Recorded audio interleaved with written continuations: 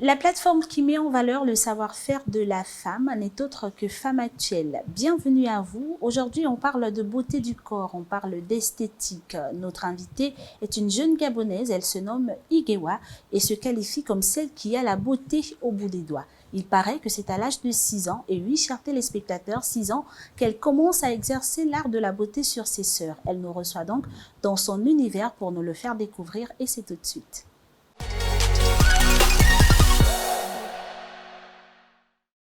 Merci à vous de nous recevoir chez vous. Merci Gabrielle. Alors si aujourd'hui on doit parler d'Igewa, que peut-on retenir? Alors Igewa est une jeune Gabonaise née un 25 août 1991 à Libreville, qui a pour parents des pasteurs. Et alors pour nous dire quelques mots sur moi, je suis une passionnée du domaine de l'esthétique depuis mon tout jeune âge. Et aujourd'hui, j'essaye de réellement pouvoir exprimer ce que j'aime faire avec des personnes de ma génération. Et aujourd'hui, je suis mariée, très épanouie, très heureuse dans mon foyer. Et voilà un peu en quelques mots ce que je peux dire sur moi. Parlez-nous justement de cette passion qui démarre très tôt, il faut le dire. Je le disais déjà à l'entame aux téléspectateurs. C'est donc à l'âge de 6 ans que vous avez commencé à exercer cet art sur vos sœurs. Parlez-nous de cette passion. Il faut déjà dire que, comme je vous le disais, cette passion est née très très jeune. J'ai eu pour habitude de poser des questions à ma maman et qui me disait toujours que moi, lorsque je te portais dans mon ventre, j'aimais bien être belle, j'aimais me pomponner, etc. Et donc, pour moi, ça a toujours été un signe que peut-être, est-ce que c'est à cause de ça que vraiment, est-ce qu'il y a eu un transfert entre maman et moi? Je ne sais pas trop. Mais cette passion est née vraiment lorsque j'étais très jeune, à l'âge de 6 ans.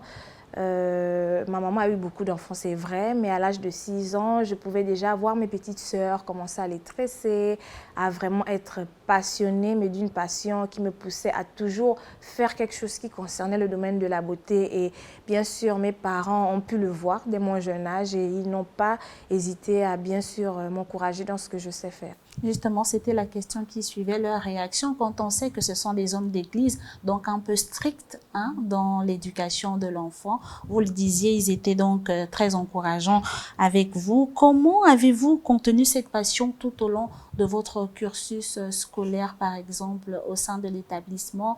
On rappelle aux téléspectateurs que vous n'avez pas fait vos études secondaires au Gabon, vous étiez en Afrique du Sud.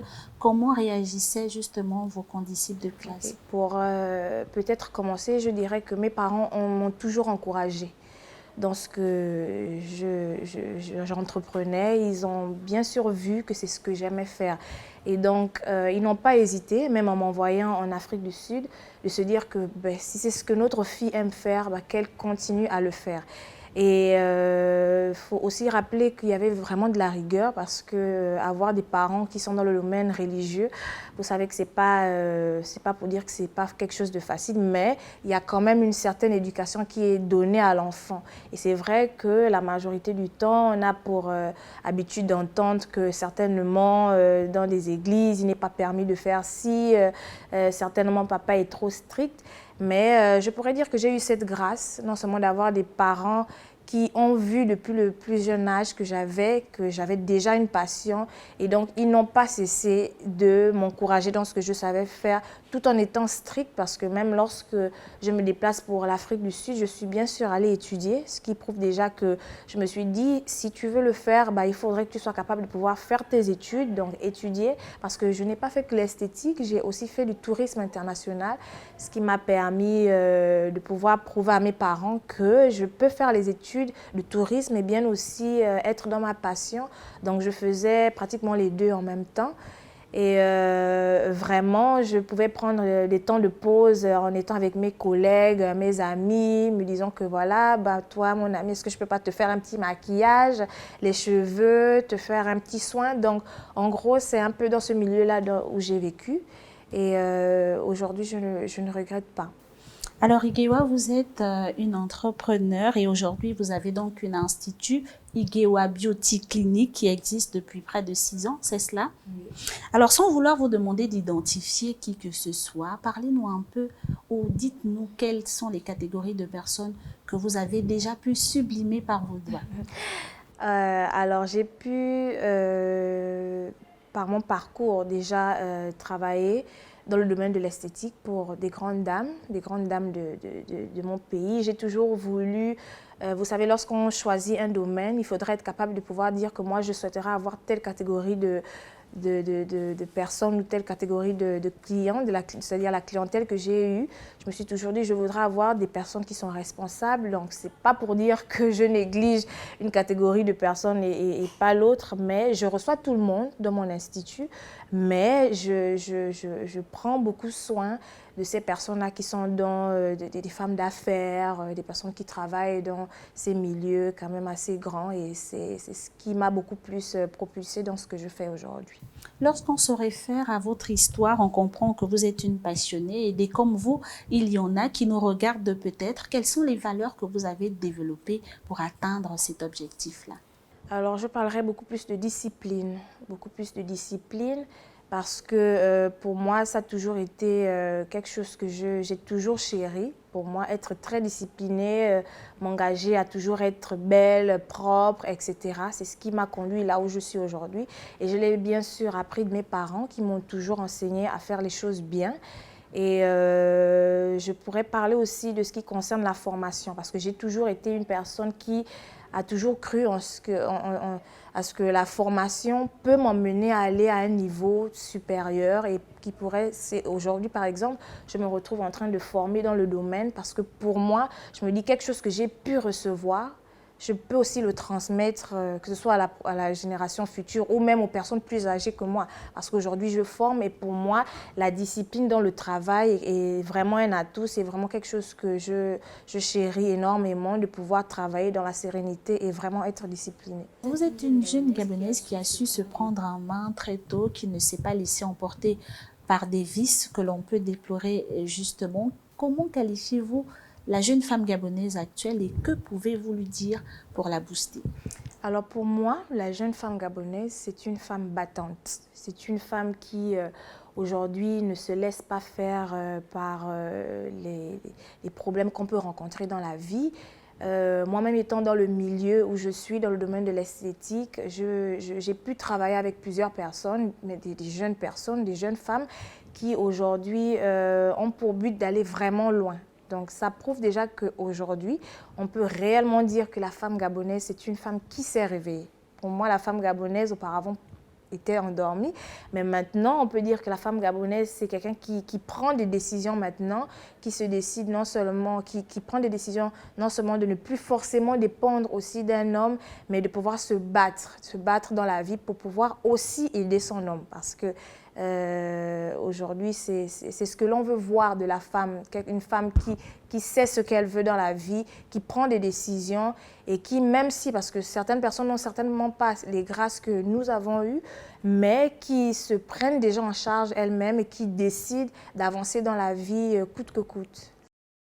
Voilà, donc c'est la passionnée de l'esthétique qui parle. Igewa, c'est une jeune Gabonaise. Igewa, je vais vous demander de vous adresser à ces femmes-là qui nous regardent, qui ont du talent, mais qui hésitent de se lancer peut-être parce qu'elles n'ont pas fait de longues études. Donnez-leur un message.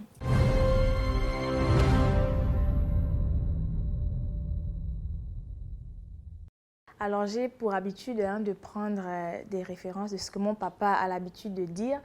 Et quelque chose qui m'a beaucoup marqué avec ce qu'il dit toujours, c'est que la vie sur Terre n'est pas une partie de plaisir, mais un champ de bataille. Alors pour nous toutes qui sommes des Gabonaises, il est très possible pour nous de non seulement pouvoir avancer dans la vie. Alors si j'ai un conseil à vous donner, vous mes sœurs gabonaises, c'est de pouvoir être capable de vous discipliner, de faire en sorte que vous soyez formés non seulement pour votre bien, mais pour le bien d'autres personnes. Alors je suis très ravie de pouvoir partager mon expérience et d'avoir été sur votre plateau. Merci à vous, Igewa. Et voilà qui est dit, chers téléspectateurs. Dans Femmes Actuelles, on partage tout. Conseils, astuces, tout ce que vous voulez. C'est donc ici que s'arrête cette aventure de Femme Actuelle. Mais on vous dit à très bientôt avec une nouvelle Femme Actuelle.